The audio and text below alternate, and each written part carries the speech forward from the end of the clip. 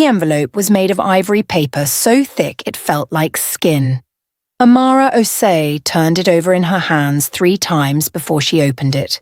She was sitting in the back of a bus in Lagos, her uniform still smelling like the hospital cafeteria where she'd spent 12 hours serving food to strangers. Her shoes had a small crack along the left sole. She'd been meaning to fix it for 3 weeks. Inside the envelope was a card, gold lettering, embossed crest at the top, one sentence that made her stomach drop to the floor. You are cordially invited to the wedding reception of Emeka Okafor-Briggs and Miss Chidinma Adeyemi, Saturday, 7 p.m., Oriental Hotel, Victoria Island. And at the bottom, handwritten in blue ink, in a handwriting she would have recognized in a burning building. Come, I want you to see what you walked away from. E. Amara read it again. Then she laughed. Not a happy laugh. The kind of laugh that sits just above tears. She folded the card, put it in her bag, and stared out the window at the Lagos night sliding past. The yellow Danfo buses, the roadside generators throwing orange light on sweating faces. The city that never sleeps and never cares. 3 years. 3 years since Emeka had stood in their apartment and told her she was the reason he was failing, that her village mentality and her poverty spirit were dragging him down, that a man of his caliber deserved someone who matched his energy, not a woman who counted coins before buying tomatoes. She had left that night, no drama, no tears in front of him. She'd packed 1 bag, walked down 4 flights of stairs, and cried the whole journey home to her mother's house in Seoul. She had nothing when she left. She still had almost nothing now. But she folded that card and made a decision that would change everything. She was going. The next morning, Amara called her best friend, Ngozi. He did what? Ngozi's voice could have shattered glass. He invited you to his wedding reception? With a handwritten note to rub it in your face? He wants to see me broken, Amara said quietly, stirring her tea. He's always needed that, to win, even when there's no competition. Then don't go. I'm going. Silence. Amara. I'm going, Ngozi. Another silence. Then Ngozi exhaled like a woman preparing for war. Okay, then we are going right. You hear me? You're not showing up there looking like you lost. You show up looking like you won the entire game and forgot to tell anyone the score. Ngozi, I work in a cafeteria. My rent is 2 months behind. I can't afford... Leave that part to me. What Amara didn't know, what nobody knew except Ngozi, was that Ngozi worked as the personal assistant to one of the most powerful men in West African business circles. A man who had offices in Seoul, Singapore, and Abuja. A man named Park Jae-won. And Ngozi had a plan. Park Jae-won did not look like what people expected when they heard billionaire. He was 34. Quiet. He had the kind of still energy that made rooms go silent when he entered. Not because he demanded it, but because something about him simply commanded it. He wore simple clothes that cost more than most people's cars. He spoke 5 languages and laughed rarely, but when he did, it transformed his entire face. He had been in Lagos for 8 months now, building a technology and renewable energy partnership with a Nigerian consortium. He had seen enough of the city to love it, its chaos, its music, its stubborn brilliance. But he had spent most of those months in boardrooms and hotel suites. He was lonely in the way that only very powerful people can be lonely, surrounded by people, touched by none of them. When Ngozi came to him with an unusual request, he looked at her for a long time.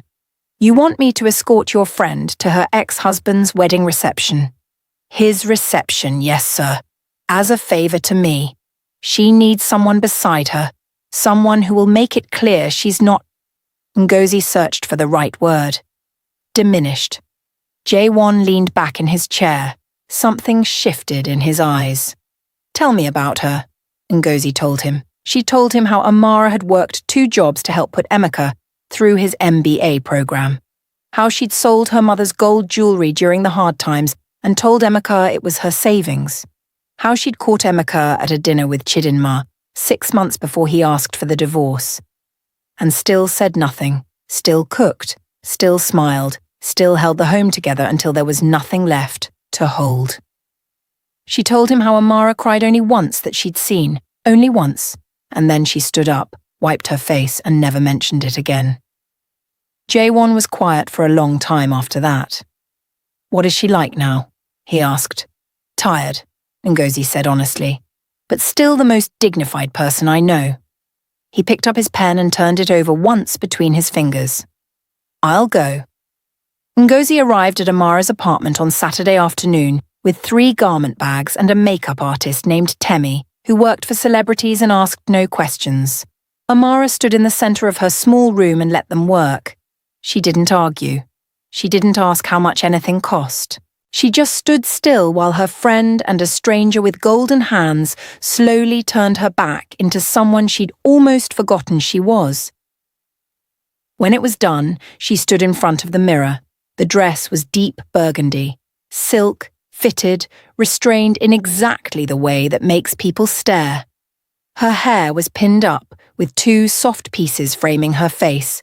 She wore no big jewelry, just small diamond studs and a bracelet that had been her grandmother's.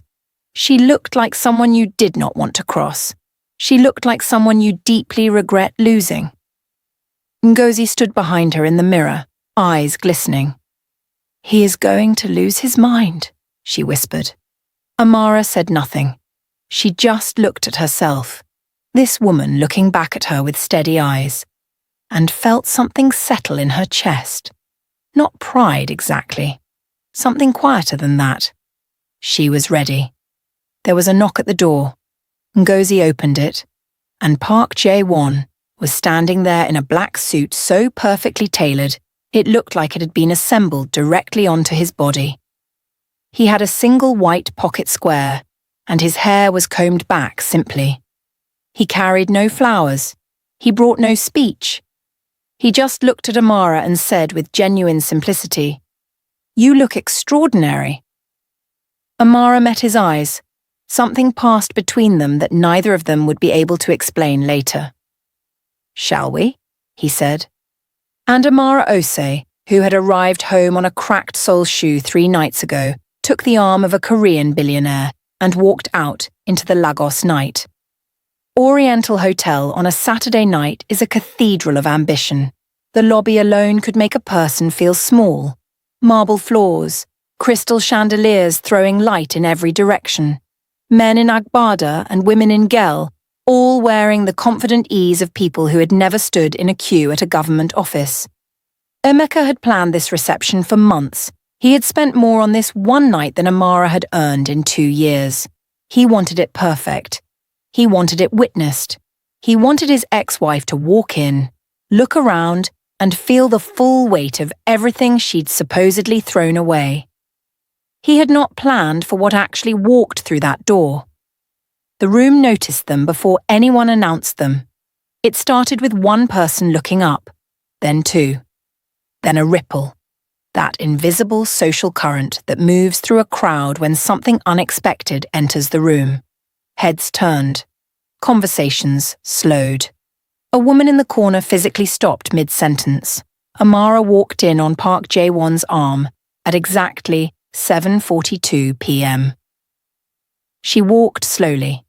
Not because she was nervous, because she had learned in the last hour that the most powerful thing a person can do is refuse to rush. Jae-won walked beside her like a man who had entered 1,000 rooms and found every one of them ordinary. He was not performing. He was simply being, which, as it turned out, was more devastating than any performance could have been. Emeka was standing near the stage with Chidinma and their wedding planner when he saw her. He saw the dress first, then the man beside her, then her face. His champagne glass stopped halfway to his lips. Chidinma noticed him freeze and followed his gaze across the room. She was a beautiful woman, expensively dressed, carefully put together. But her expression, in that moment, changed in a way that was deeply revealing. She recognized what she was looking at. Not the dress. Not even the man. She recognized the look of a woman who had nothing left to prove, and somehow that was more frightening than everything else combined. Emeka recovered quickly. He had always been good at that, masking. It was one of his most dangerous qualities. He crossed the room with a wide smile and both arms open, as if Amara were a beloved old friend arriving at a party instead of a woman he had invited specifically to humiliate. Amara, you came. He kissed her cheek. His eyes were already scanning Jaewon. I'm so glad. You look well. The pause before well was precisely calculated, just long enough to suggest he expected worse. Amara smiled. Emeka, congratulations. You deserve everything tonight is going to give you. He blinked. There was something in that sentence he couldn't quite locate, like a splinter buried just under the skin. And who is this? He extended his hand to Jaewon. The voice was warm. The eyes were not. Jaewon looked at the outstretched hand for a moment. Just a moment. Then shook it. Park Jaewon, he said. And what do you do, Park? The informality was deliberate, a small power move. Jaewon smiled. It was a pleasant, unreadable smile. I build things, he said simply. It was not the answer Emeka wanted. He wanted a job title he could rank, an industry he could evaluate, a number he could privately sneer at. Instead, he got 3 words that told him nothing and somehow made him feel like the smaller man in the conversation. Well, Emeka started. Emeka. Chidinma appeared at his elbow, her hand firm on his arm. Her eyes moved between Amara and Jaewon once. The photographer needs us. Right. Yes. He straightened, looked at Amara. That smile again, but something had leaked out of it. Enjoy your evening, Amara. Help yourself to everything. It's an open bar.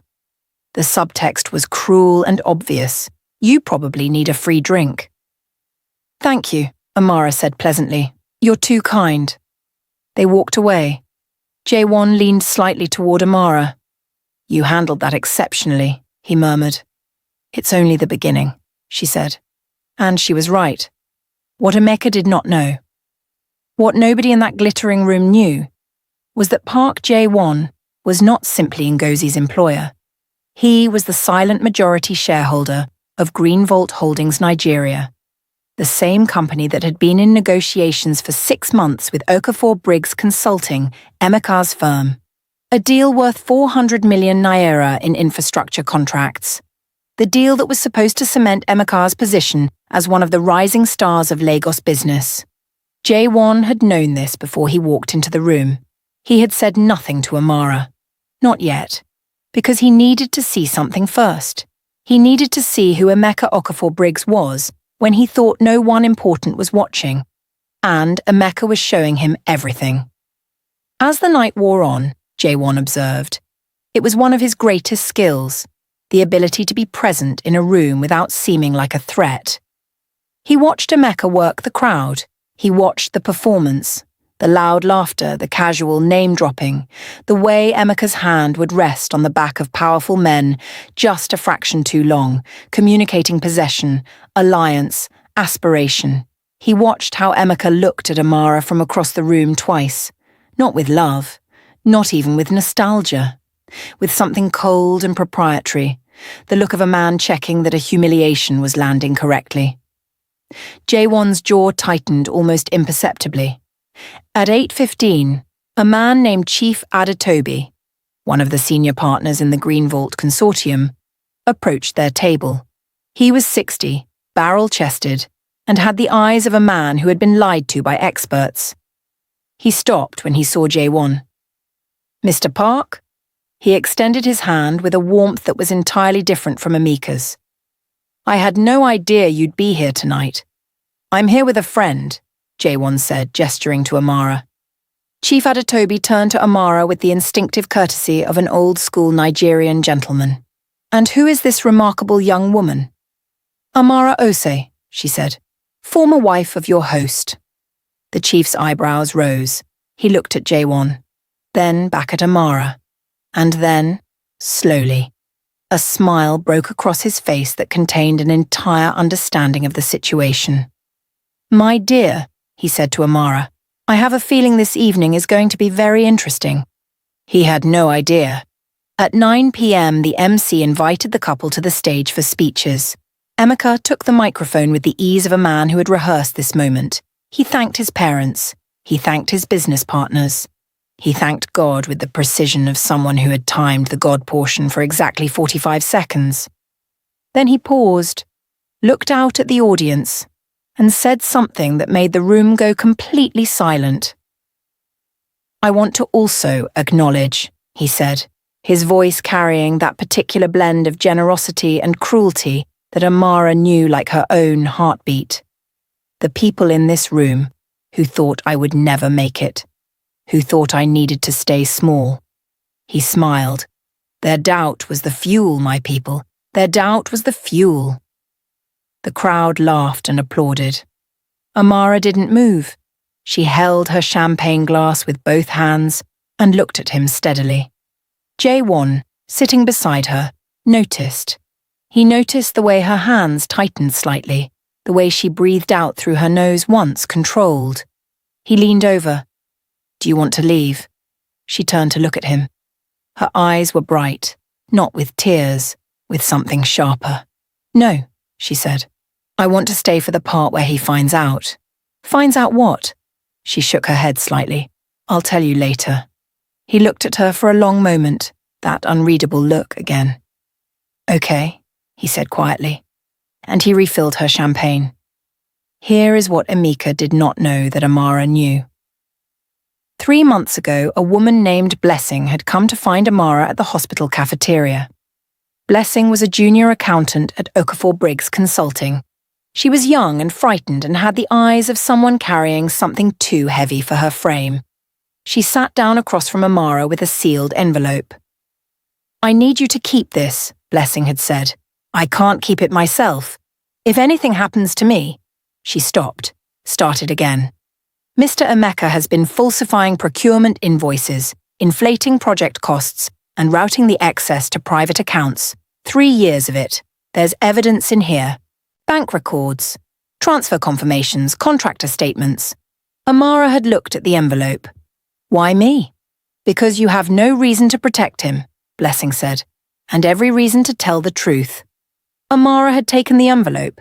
She had not opened it. She had not used it. Because she was not that person, the kind who burns someone to the ground even when they deserve it, even when they hurt her. It wasn't mercy. It was a choice about who she wanted to be. But she had brought the envelope tonight. It was in her small clutch purse, folded inside a secondary envelope with Chief Adetobi's name written on the front. She was not planning to use it, unless she had to. At 9:45 p.m, Emeka did something that changed everything. He crossed the room to where Amara sat, glass in hand, with the specific walk of a man who wants witnesses. He crouched down beside her chair, an intimate gesture that was actually a performance, and spoke quietly but not quietly enough. "You know what I genuinely love about tonight, Amara?" He glanced at Jae-won, who was momentarily speaking with Chief Adetobi at the next table. "Whatever you're trying to do, showing up here with some man, dressed up like you matter now, it's actually very sweet." He tilted his head. "But we both know what you are. We both know where you came from. A dress doesn't change a bus stop, girl." Silence. Amara looked at him, truly looked at him. At this man she had sold her grandmother's jewellery for. This man she had cooked for at 11 p.m. when he came home stressed. This man she had believed in before he believed in himself. And she felt something she had not expected. Not anger, not pain, pity, pure, clean pity. "Emeka," she said softly, "I didn't come here to compete with you. I came here because I wanted to close a door properly. And I think I have." She stood up. She was almost at full height when she heard it. A sharp intake of breath from the table beside her. She turned. Chief Adetobi was standing there. He had heard everything. His face was not angry. It was something worse, disappointed. The kind of look an elder gives a young man who has just proven in public exactly who he is. Jaewon stood beside him completely still. His eyes were on Emeka. And in those eyes, Emeka finally saw it. The thing he had missed all night. The thing he had been too busy performing to notice. He knew this man. Not personally. But he knew the name. Park Jae-won. He had seen it on the green vault letterhead. He had spoken that name in boardrooms. He had spent 6 months trying to get a meeting with that name. The colour left Emeka's face like water leaving a basin. He started. We should talk, Jae-won said. Monday, my office. He paused. Actually, no, don't come Monday. The sentence landed like a door closing. Emeka opened his mouth, closed it. Chief Adetobi turned away from him without another word. Amara reached into her clutch. She almost put the envelope back. Almost. But then she thought about Blessing, young, frightened Blessing with her two heavy eyes, sitting across a cafeteria table with a truth she couldn't carry alone. She held the envelope out to Chief Adetobi. I've been holding this for someone who was afraid, she said simply. I think you should have it. He took it, looked at his name on the front, then at her. What is it? I don't know for certain, she said honestly, but I think you'll know what to do with it. He tucked it inside his jacket. He touched her hand briefly. An elder's touch, respectful and grave. Your grandfather would be proud of you tonight, he said, though he'd never met her grandfather, had never met her at all until an hour ago. Some people just know. They left the party at 10:30 p.m. The night air was thick and warm and smelled like the sea. The hotel's outdoor terrace was mostly empty. Amara stood at the railing and looked out at the dark water, and for the first time all evening, she let her shoulders drop. Jae-won stood beside her. He didn't speak. He had this quality, this rare quality, of knowing when silence was more valuable than words. After a long moment, she laughed softly. You knew, she said, about the business connection. You knew before we walked in there. Yes. Why didn't you tell me? He was quiet for a beat. Because I wanted tonight to be about you. Not about him. Not about business.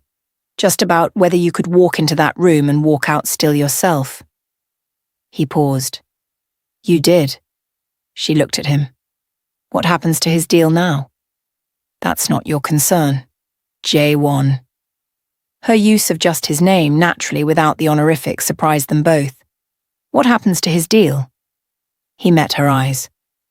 The consortium will investigate the allegations in that envelope. If the evidence is what I suspect it is, the deal will be cancelled. He paused. He did this to himself, long before tonight. She turned back to the water. I don't want him destroyed, she said quietly. I know that probably sounds strange. It doesn't sound strange at all.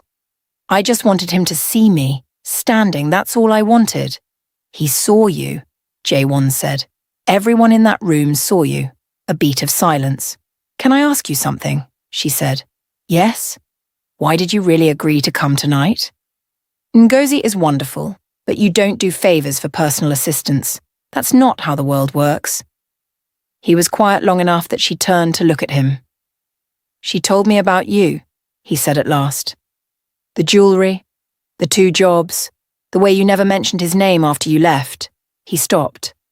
Seemed to consider something. I grew up watching my mother work herself to nothing for a man who never looked at her. I've spent my whole adult life in rooms full of people who only see what something is worth. I think sometimes I forget that people like you exist. The silence that followed was not uncomfortable.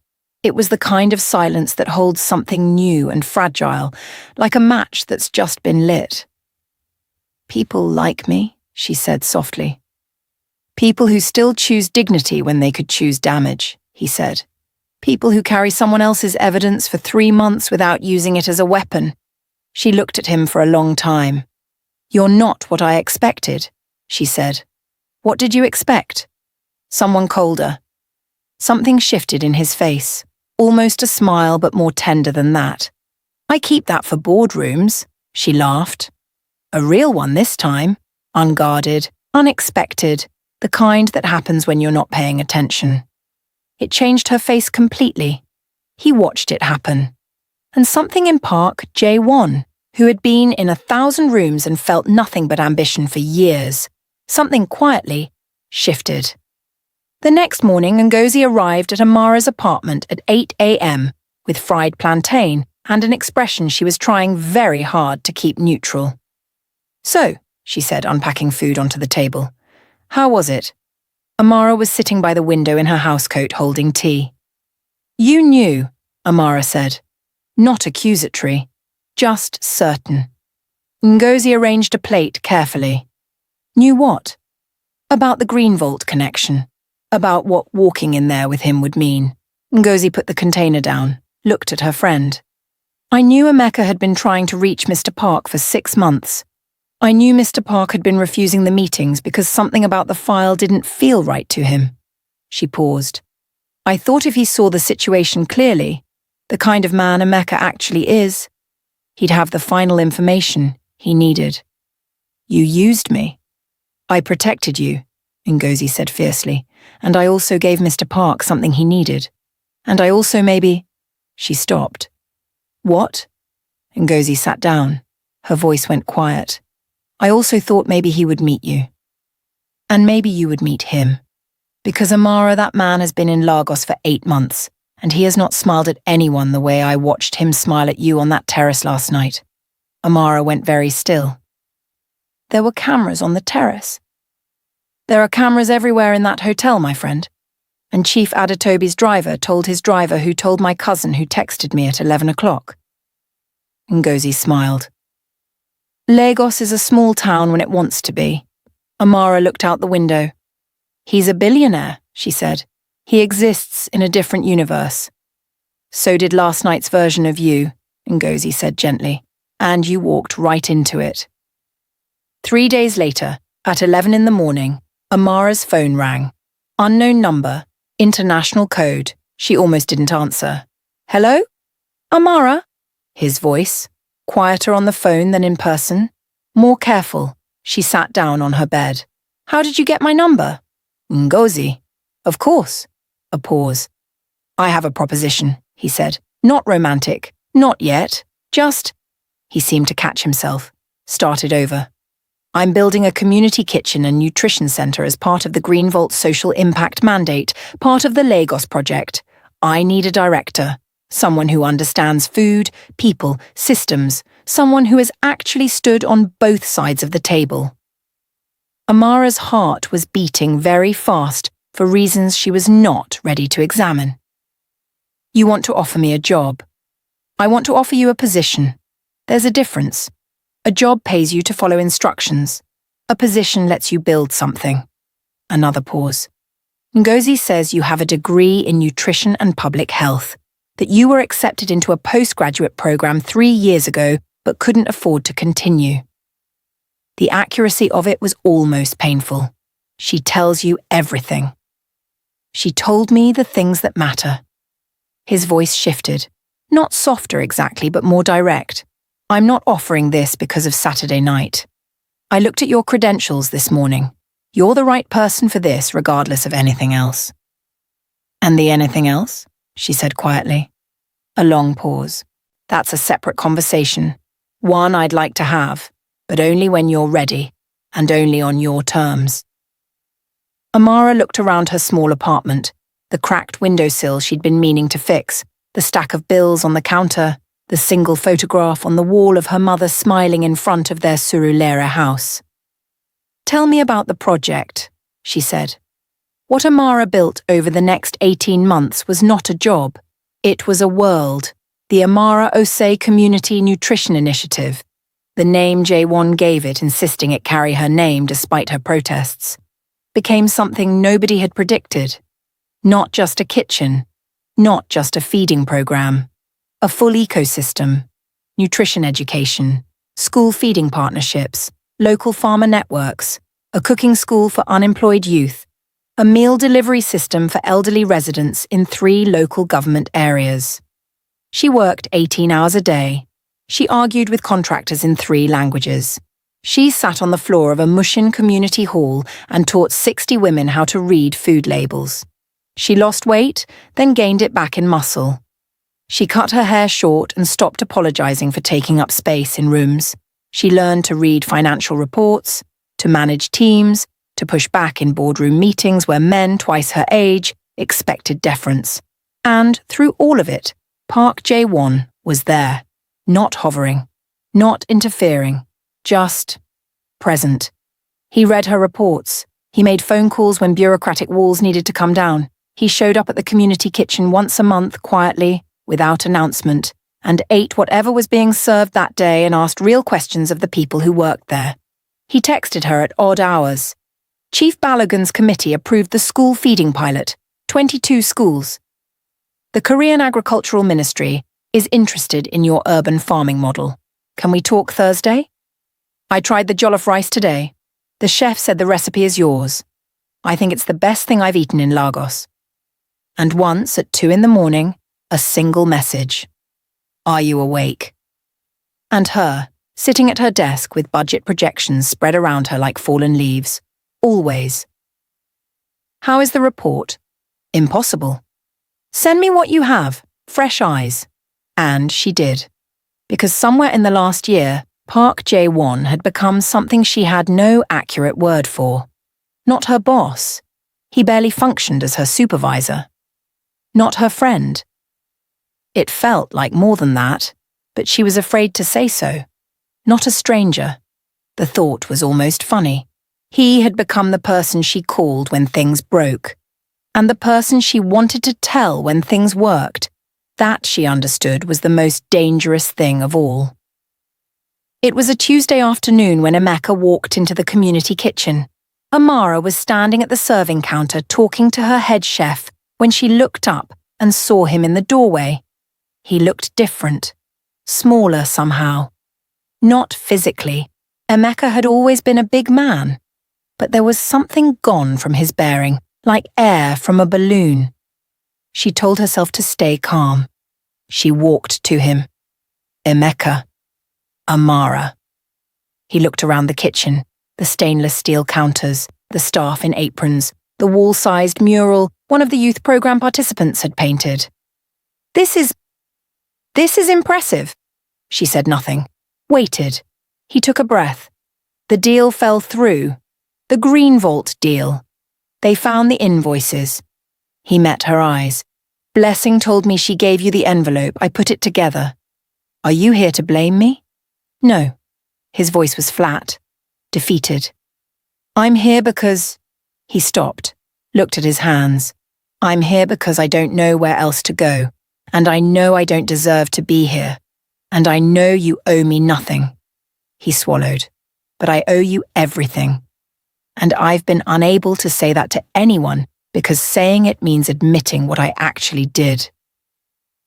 The kitchen sounds continued around them, oil, heat, laughter from the back. What did you actually do, Emeka? Her voice was very quiet. He closed his eyes. I took your youth, he said. Your money, your belief in me. I took the best years of your life and I told you it was your fault they weren't enough. And I invited you to my wedding reception so I could watch your face when you saw the life I built without you. He opened his eyes. I was cruel, deliberately. And I don't think I understood until I saw you walk into that room, really saw you. What I had thrown away. Silence. Amara looked at this man for a long time. She thought about the bus ride with the cracked sole shoe, the folded envelope on ivory paper, the laugh that sat just above tears. I forgive you, she said. Not for you, for me, because I refuse to carry what you did as if it belongs to me. She paused. But Emeka, you need to go make this right. Not with me, with Blessing, who risked everything to tell the truth. With yourself. He nodded. Just once. He looked like he might say more. He didn't. He walked out. Amara turned back to her kitchen and breathed. 6 months after Emeka's visit, Jae-won flew to Seoul for a board meeting that was supposed to last 2 weeks. He was gone for 3. He did not explain the extra week. He texted less. When they did speak, something was slightly different, careful, measured in a way he hadn't been in months.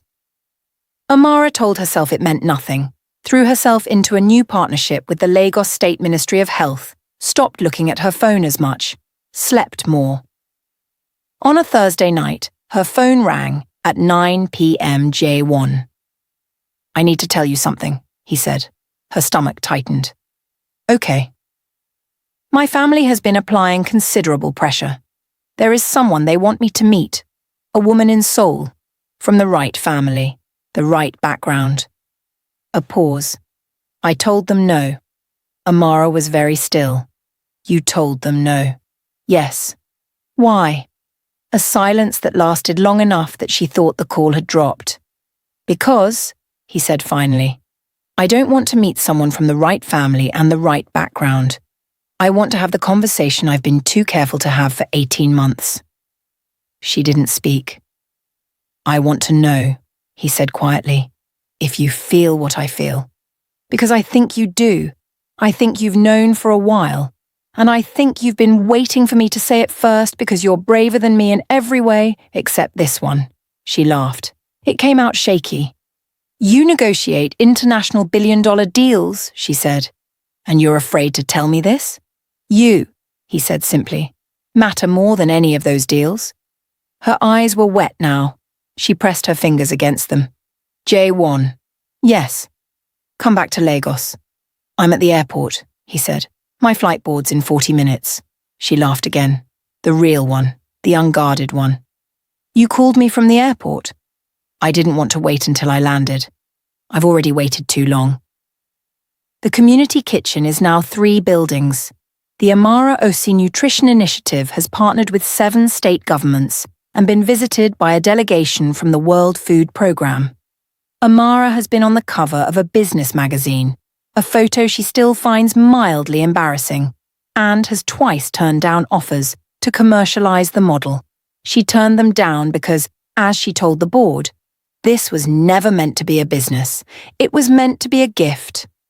She still wakes up at 5 a.m., still works too hard, still argues with contractors in 3 languages.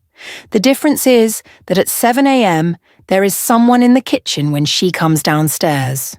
Park Jae-won makes terrible coffee. He has been making it for 18 months since he moved into her life. First into her world, then gradually, respectfully, into her mornings. And the coffee has not improved. She makes the coffee now. He reads the reports she hands him over breakfast and asks the kind of questions that prove he actually read them. He has, in the last year, learned enough Yoruba to make her mother cry with laughter. He has visited Surulere 3 times and each time brings something. Not grand gestures, nothing expensive, just something thoughtful. Pears from a market near his Seoul office. A book her mother mentioned once casually that he somehow remembered. He does not make Amara feel small. He does not make her feel like she needs to perform. He makes her feel like herself. Fully, unapologetically herself, which turns out to be the rarest and most necessary thing one human being can offer another. The ivory envelope is in a box in her closet.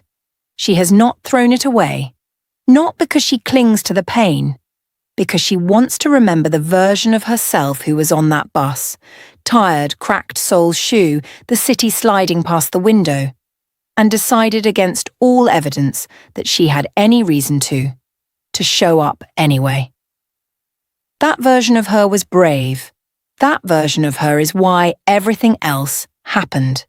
And so she keeps the envelope, not as a scar, as a certificate, proof that even when life tries to mock you, even when the person who was supposed to love you sends a card made of ivory paper to watch you break, you are always allowed to walk in anyway, dressed like you won, ready for what's next, unbreakable.